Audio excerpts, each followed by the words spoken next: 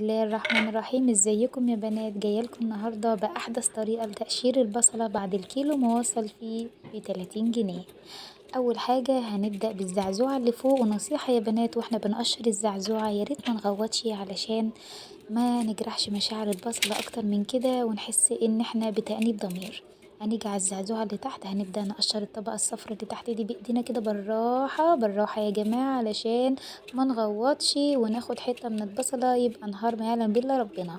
هنبدأ كده نستخدم ايدينا ونحك بقى يا جماعة، لا مفيش تقشير بعد كده، احنا هنحك اي حتة صفرة في البصلة هنحكها علشان خاطر البصلة تطلع معانا سليمة وبالشكل ده. الحمد لله تمت العملية بنجاح وقشرنا البصلة. بس انا اسفة جدا انا اسفة جدا، ايدي بدأت ترتعش، خدت حتة من البصلة وده غلطة مني وانا اسفة جدا جدا يا جماعة. الحمد لله تمت العملية بنجاح. نغسل بقى البصلة، وده كان شكلها النهائي بعد البصلة ما اتغسلت، والحمد لله رب العالمين، وحسبي الله ونعم الوكيل، وباي باي.